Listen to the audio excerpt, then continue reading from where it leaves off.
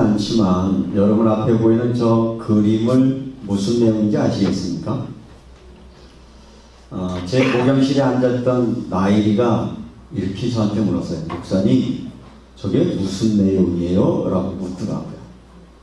그 내용인즉슨 여러분들이 읽으신 누가복음 24장 엠마오로 가는 두 제자의 그림이었습니다. 자, 여러분들이 그림을 보시면서 이 그림의 주인공은 누굽니까? 그림의 주인공은 누구죠?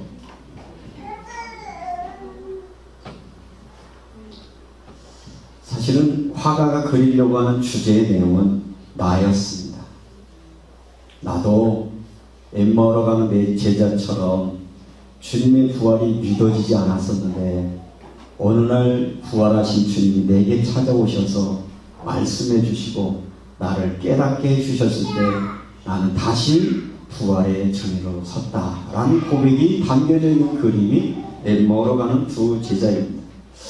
어쩌면 이 엠마오로 가는 이 두 제자의 삶은 불신앙에서 실망해서 낙심해서 주님의 곁을 떠나갔을 때 그때 내게 가까이 찾아오셨지만 성경은 이렇게 말합니다. 눈이 가리워져 부활하신 예수를 알지 못했고 눈이 가려워져서 부활하신 예수가 나와 말 걸어오시고 내게 내용들을 설명해 주셨음에도 불구하고 나는 그때 또 깨닫지 못했는데 내가 해장물쯤 돼서 우리 집으로 초대를 하고 집에 가서 저녁밥상을 같이 먹는 시간에 주님이 나에게 다시 성만찬을 떠올리는 축사를 할 때 그제서 부활하신 주님이 맞구나를 깨달았다 하는 이야기가 오늘 누가복음 24장에 나오는 본문의 내용들이었고요.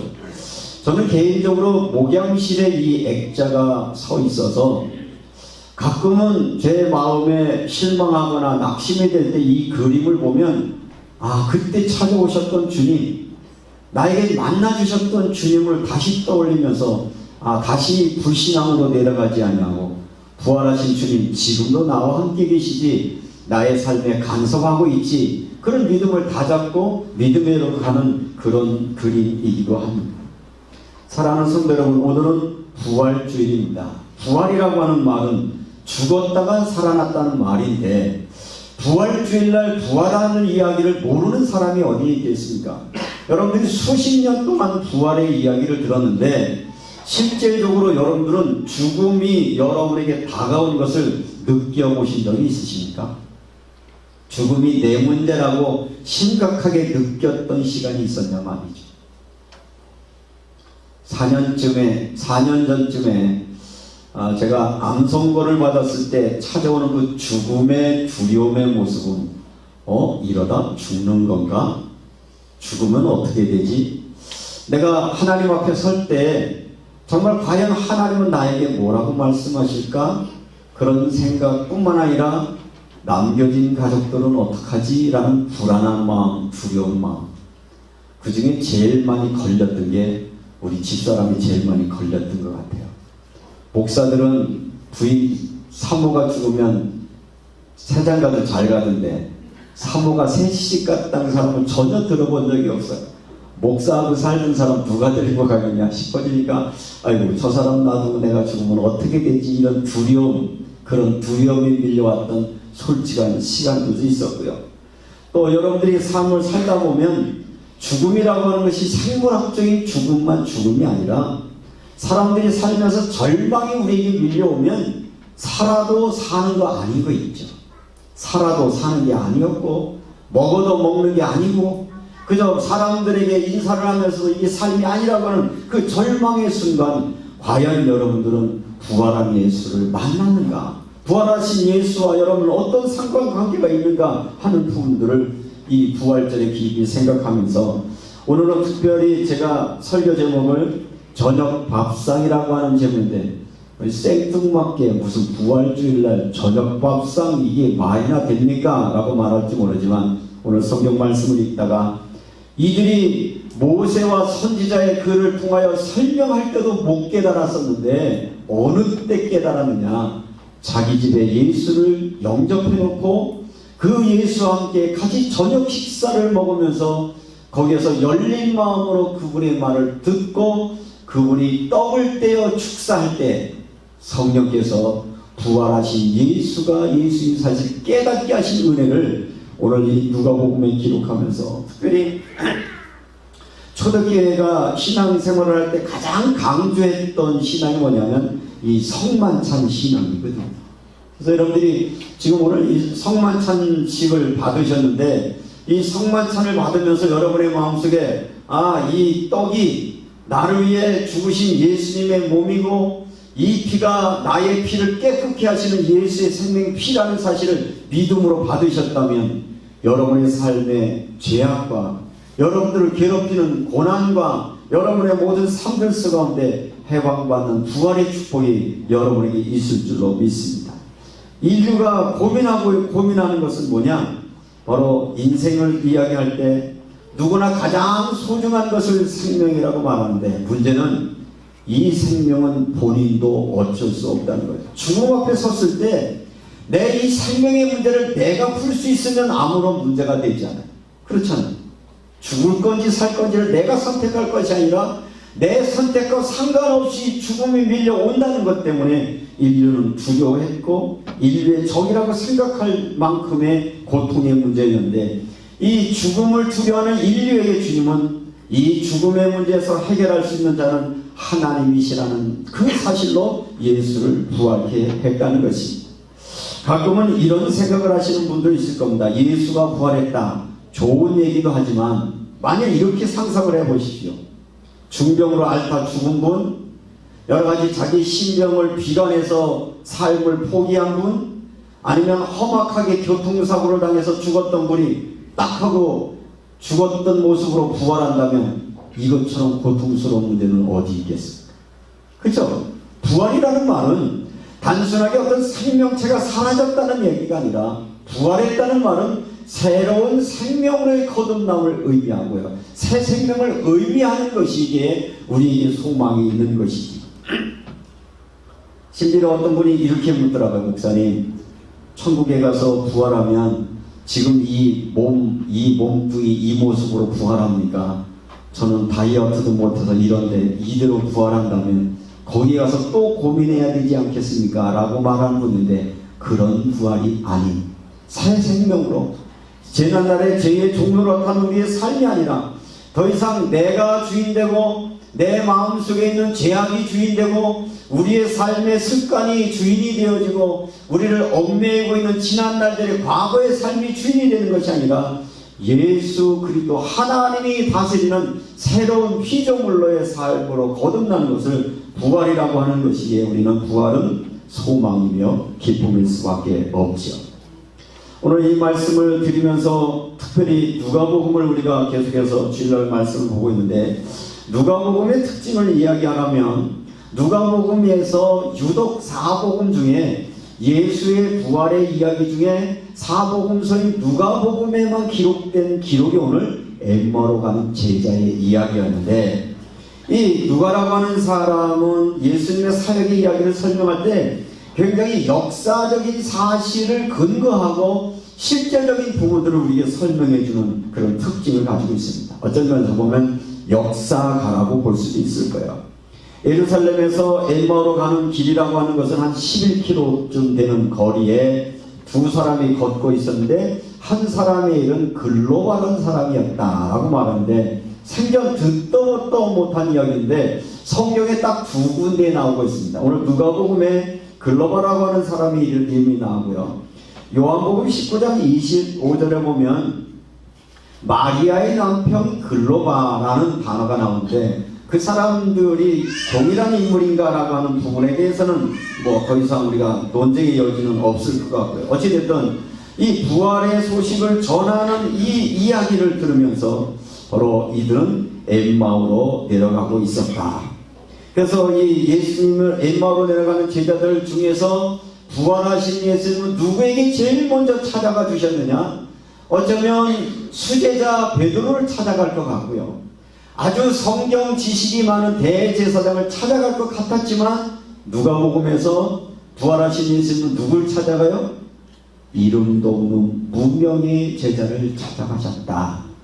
무명의 죄를 찾아가셨는데 한 사람은 아예 이름도 없는 것을 찾았다는 얘기는 부활하신 예수님은 이 땅에 오늘 부활절을 맞이하면서 부활의 능력이라고 하는 것은 어떤 굉장히 명망이 있는 사람, 굉장히 권세를 가지고 있는 사람, 사람들 앞에 무언가를 자랑거리가 많은 사람에게 찾아오시는 것이 아니라 주님은 지금도 저나 여러분처럼 무명의 사람들, 실망해서 낙심의 자리로 가고 있는 우리에게 찾아오셔서 내가 다시 살았다는 사실들을 여러분들에게 확인시켜주고 있다는 것을 기억을 하시면서 바로 31절에 보니까 눈이 열렸다라고 말하고 있습니다. 사도들보다도 훨씬 더 부활의 증인으로 서는 이 여인들과 무명 제자들에게 찾았던 주님이 여러분의 삶들 속에 찾아가셔서 다시 여러분들이 낙심과 좌절의 길에서 여러분들이 복음의 증인으로 세워지는 은혜가 여러분의 있기를 주님의 이름으로 축원합니다. 오늘 엠마로 내려가는 제자들의 모습은 어떤 모습이었냐면 불신앙이 생길 때 걸어가는 길이었습니다. 글로버라고 하는 사람과 무명의 한 사람은 오늘 성경의 기록에 그대로 보면 시리와 비통에 잠겨 있었다고 했습니다. 여러분들은 여러분의 지금 표정을 보시면 기뻐 보입니까? 비통에 쌓여있는 것 같습니까? 여기서는 여러분의 모습이 다 보이거든요. 뭐 때문에 이렇게 힘들어하십니까?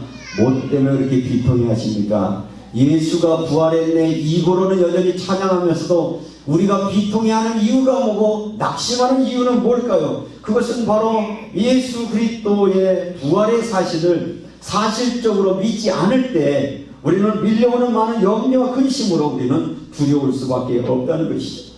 오늘 성경에서 특별히 13절에 보면 그날에 했습니다. 그날, 이 날이 언제입니까? 예수가 부활한 날에 이미 무덤가에 가서 예수님에게 향료를 붓던 여인들은 천사를 만났어요.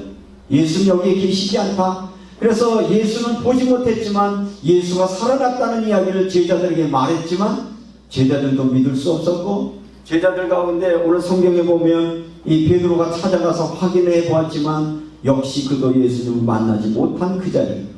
그래서 부활의 소식을 전해지는 그날에도 많은 사람들이 복음의 영생의 복음을 들었지만 여전히 낭망하고 여전히 어려워하고 있는 그 자리에 바로 주님은 이들에게 찾아가셨고 이들이 가는 엠마오로 가는 길에 주님이 찾아가셨다는 것이죠.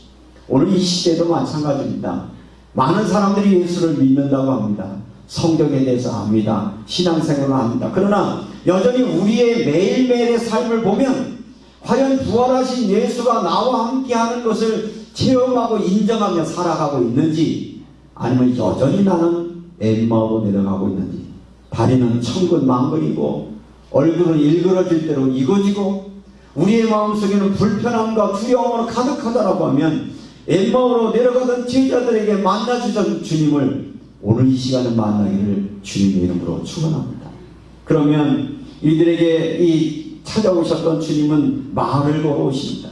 야, 너 지금 무슨 얘기하고 있는 거냐? 무슨 얘기하고 둘이 가고 있었어요? 예수 믿어보면 뭔가 좀 변화가 올 줄 알았는데 예수는 죽어버리고 저 철없는 아줌마들은 예수가 살았다고 하는데 이게 도저히 믿겨져야 말이지. 3년 동안 예수를 따라다니는데 내 꼴은 뭐야? 예수를 따라다닌 나에게는 뭔 문제가 왔어? 이렇게 투덜투덜하고 이야기할 때 슬픈 빛을 띠고 머물러 서더라. 예수님을 찾아가 이렇게 말하면 너 지금 무슨 얘기하고 있니? 여러분들은 이제까지 무슨 얘기하시면서 살았습니까? 어떤 대화하면서 살았습니까?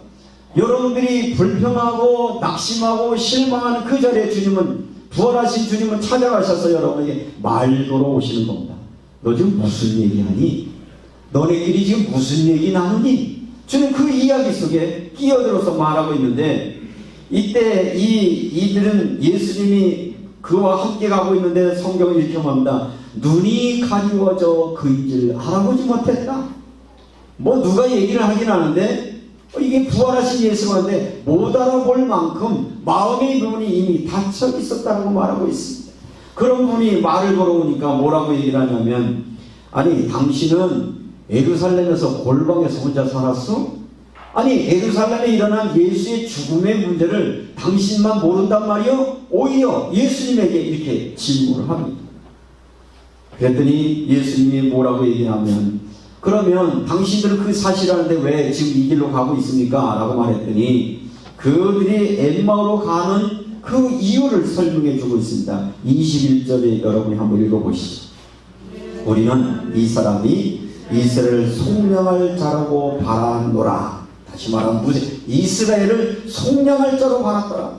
이들이 왜 예수의 십자가의 죽음 앞에 이렇게 실망하니까 부활의 소식을 듣고도 절망하느냐 마냐면, 저들이 바랬던 예수는, 저들이 속량할 자라고 하는 이야기는 바로 예수 그리스도는 이 땅에 오셔서 자기들의 기대처럼 외세의 침입에서 자기들을 벗어내주고 지금 이 궁핍하고 어려운 삶을 좀 바꿔주는 정치적인 메시아로 알았는데, 내가 원하는 예수가 아니라 힘없이 십자가에 죽은 예수 때문에 실망하고 있다라고 그렇게 이야기하고 있는 것입니다. 여러분에게 한번 여쭤보겠습니다. 가룟 유다는 왜 예수를 배신했나요? 가룟 유다가 왜 예수를 팔았죠? 돈 때문이 아니었습니다. 내가 원하는 메시아가 아니었기 때문에 예수를 팔 수밖에 없었어요.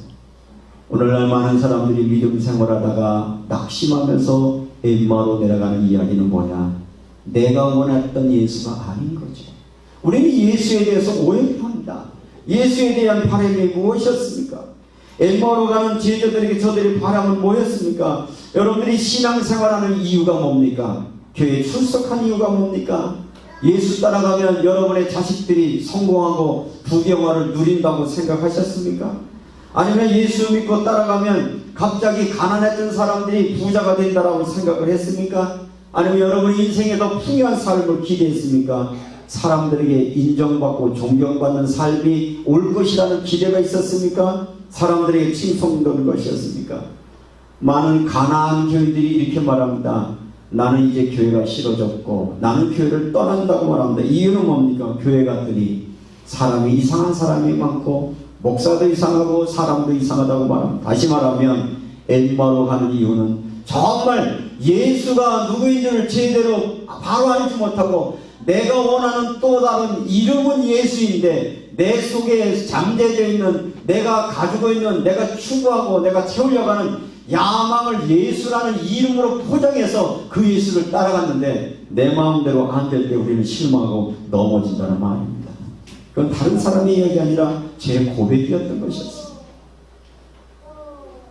교회 잘 다니고 예수 잘 믿으면 행복하고 복될 줄 알았는데 어느 날 부모님들의 삶을 모습 보면서 갑자기 어려움을 당하는 걸 당하니까, 아니 착하게 사는데 왜 저 일이 벌어져? 왜 저렇게 열심히 예배 생활하는데 왜 우리 집에 어려움의 문제가 와? 하나님 나를 사랑하는 거 아니지 않아? 그래서 어느 날 나는 반항했어요. 그런 하나님이라면 안 믿겠다고. 그렇게 방황하던 저에게, 엠마오로 가던 저에게 주님은 찾아오셔서 바로 저에게 예수는 나의 구원자이시고 예수는 나의 삶에 지금도 함께 하시는 부활하신 예수로 만나 주시고 났더니 저의 인생이 변화된 것은 환경이 바뀐 게 아니라 예수의 부활을 믿어지는 그 마음이 엠마오로 가는 제자들처럼 마음이 뜨거워지고 다시 이제까지 내가 내 눈으로 봤던 세상이 아니라 주님의 눈으로 세상을 보게 되어지고 주님의 마음으로 사람을 봐지게 되고 주님이 내 안에 계셔서 나의 삶을 다스린다고 하니까 어떤 상황에서도 주님만 바라보며 나아갈 수 있는 부활의 증인으로 오늘 여러분 앞에 설 수 있었음을 고백합니다. 이스라엘을 속량할 자 예수에 대한 기대, 그것은 바로 또 다른 우리에게 넘어지게 만드는 것인데, 여러분들이 누가복음의 말씀에 보면 이미 예수님이 구속을 이미 말씀해 주셨는데 누가복음 10장 18절 말씀에 보면 사단이 하늘에서 떨어지는 것을 이미 내가 보았다 말합니다. 예수 그리스도는 이 땅에 오셔서 영적인 세계의 사단의 세력을 무너뜨린 게 분명합니다. 그리고 22장에 뭐라고 말씀하고 있느냐, 22장 69절에 하늘의 백성들을 하늘나라의 임재가 임하고 죄와 억눌림 속에서 사람들을 해방시킨다고 말하는데 예수께서는 보호자에 앉으셨다고 말하고 있습니다. 부활하신 예수는 이미 하나님의 나라뿐만 아니라 여러분 마음 안에, 여러분 영혼 안에 주님이 왕으로 오셔서 여러분의 마음과 생각을 다스리고 여러분과 통행하는 그런 역사가 이미 시작되었는데, 우리는 이미 예수를 따라가는 우리의 신앙의 모습들이 언제부터인가 교회가 복음의 본질을 놓쳐버린 채 세상의 성공과 야망을 채우는 도구로 우상으로 전락되어서 지금도 여전히 수많은 사람들은 엠마오로 내려가는 모습을 살아가고 있다는 것입니다. 사랑하는 성도 여러분, 오늘 이렇게 길을 걸으면서 말을 할 때 예수님은 답답하셨는데 이렇게 말하고 있습니다. 25절을 한번 읽어보시죠. 시작. 이르시되 미련하고 선지자들의 말한 모든 것을 마음에 덕이 있는 자여. 누구에게 한 말입니까? 저에게 한 말이었거든요. 여러분들이 한 말이 어쩌면 설교를 얼마나 들으셨어요? 성경을 얼마나 많이 읽으셨어요? 그동안 들은 설교만 해도 여러분들은 잘 모르지만 창세기부터 요한계시록까지 아마 들은 것만 해도 예수가 부활했다는 사실을 수없이 수억 번 들었음에도 불구하고 여전히 우리는 엠마오로 가고 있다라고 하면 주님은 지금 탄식하고 계시는 거예요.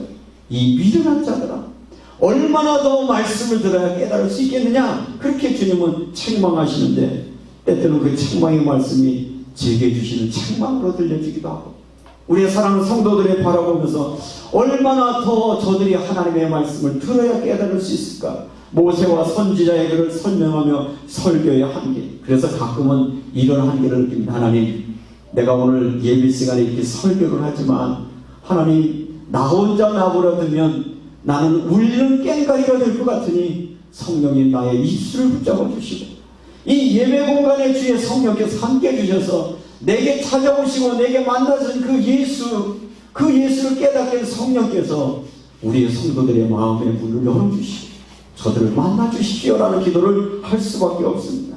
제 말로, 제 입술로 여러분들에게 부활하신 예수를 체험할 수 있는 방법이 더 없다는 말입니다. 그런데 놀라운 사실을 오늘 성경에는 우리에게 가르쳐주고 있습니다. 이렇게 모세와 선지자의 글로 시작하여 모든 성경의 쓴과 자기에 관한 것을 자세히 설명했는데도 예수가 안 보였어요. 그죠? 자, 그 다음에 28절을 읽어보시죠. 그들이 가는 마을에 가까이 가매 예수는 더 가려 하는 것 같이 하시니 그들이 뭐 했어요? 강권하여 이르시되 우리와 함께 유하사이다. 예수님, 우리 집에 가십시다. 예수님을 영접했어요. 그죠? 말씀을 증거하는 부활하신 예수를 영접했어요. 우리 집에 가십시다. 여러분, 부활하신 예수는 교회 와서 만나려고 하시지 말고, 어느 기도원 가서 만나려고 하지 말고, 어디 특정한 장소에서 만나려고 하지 말고, 예수, 부활하신 예수는 여러분의 집으로 초대하십시오. 여러분의 식탁의 자리로 초대하십시오. 여러분의 산업의 자리에 초대하십시오. 여러분이 연약한 질병이 있는 그 자리에 부활하신 예수를 초대하십시오. 초대한다는 이야기는 뭡니까? 마음의 문을 여는 거죠. 예수님을 초대하고 나니까 사실은 우리 집에 내가 주인이었는데 예수님이 내 집에 들어오고 나서부터 예수님이 뭐가 되는 거예요? 예수님이 주인이 되어지는 거예요. 예수님이 모든 우리의 가정의 모든 걸 왕이 되어지는 거예요. 그때에 예수께서 그들과 함께 그 집에 머물러 있으면서 뭐를 했나? 30절을 읽겠습니다. 시작. 그들과 함께 음식 잡수실 때. 자, 요때쯤 시간이 어느 시간이었어요? 저녁 시간이었으니까 오늘 설교 제목이 뭐예요? 저녁 밥상을 차려놓고 같이 식사를 하는 중에 이런저런 얘기하는데 갑자기 눈이 열렸어요. 뭘 볼 때요?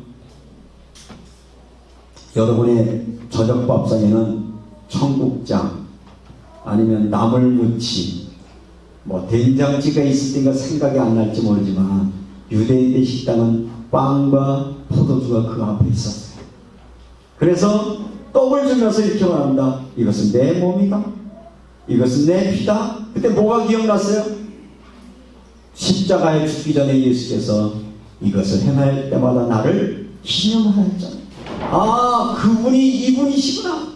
그분이 바로 부활하셨구나. 이때 이 성만찬을 나눌 때 성령께서 저들에게 임재해 주셔서 저들의 눈이 열려서 그 주님을 알아보았습니다. 알아보는 순간 주님은 저들 곁에 계시지 않았다고 말했습니다. 그런데 문제는 이렇게 예수가 부활한 사실을 사실적으로 믿어주고 나니까 저들에게 일어난 변화가 뭐였느냐. 여러분도 오늘 이 본문의 말씀을 보시고 오늘부터 그렇게 기도하십시다. 31절입니다. 그들이 눈이 밝아져 그인 줄 알아보더니 예수는 그들에게 보이지 아니하신지라. 그들이 서로 말하되 그래서 우리에게 말씀하시고 우리에게 성경을 풀어주실 때 우리 속에서 마음이 뜨겁지 아니하더냐 하시고 곧 그때로 일어나 예루살렘에 돌아가 보니 11 제자와 그들과 함께 자리에 모여 있어 말하기를 주께서 과연 살아나시고 시몬 베드로에게 보인다 하는지라. 두 사람도 길에서 된 일과 예수께서 떡을 떼심으로 자기들에게 알리신 것을 말하더라. 맞아, 예수는 사셨어. 예수는 우리 집에 오셨어. 예수는 내 식탁 위에 함께 하셨어. 내가 실망할 그때도 주님은 딴 데 계신 것이 아니라 나와 함께 계셨어. 내가 그렇게 투덜투덜거리고 내가 불신앙에 말을 할 때도 예수는 내 얘기를 다 듣고 계셨고 나에게 책망하는 것이 아니라 오히려 나에게 깨닫게 하시고 알게 하셨다라고 하는 그런 간증 이야기를 이 두 사람은 했고, 그 이로 이 사람들은 평생 주님의 부활의 주인으로 살아가는 제자의 삶을 살았던 것입니다. 사랑하는 성도 여러분, 초대교회는 성만찬을 생명처럼 여겼다 그랬습니다.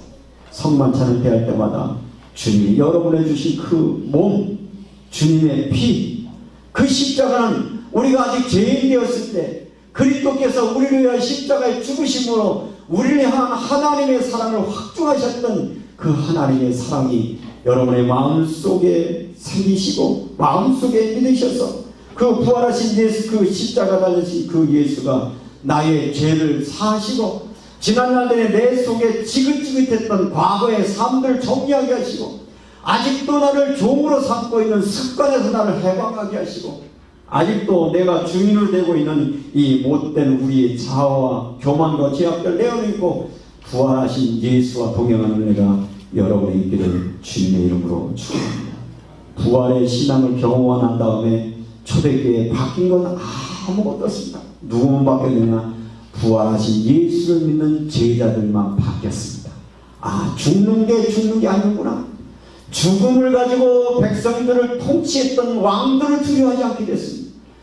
죽어도 하나님은 살리시는구나. 영생의 약속을 믿었던 저들에게 세상의 가치로 여겼던 것, 세상의 당시 로마의 군사 권력들은 너네들 말 안 들으면 죽여. 그것 때문에 저들은 벌벌 떨었는데 이제 죽여라. 나는 죽어도 죽는 게 아니고 나는 새로운 사는 거야. 그 부활의 신앙으로 살았기에 로마의 통치 안에 수많은 죄악의 삶에 저들은 그리스도인의 삶을 살아냈던 놀라운 역사심들을 증거하고 있습니다. 그러므로 사랑하는 성도 여러분, 예수가 부활하시려고 하면 첫째는 예수님의 십자가의 부활에 여러분도 같이 죽어야 됩니다. 내가 죽지 않으면 내게는 부활의 일이 일어났습니다.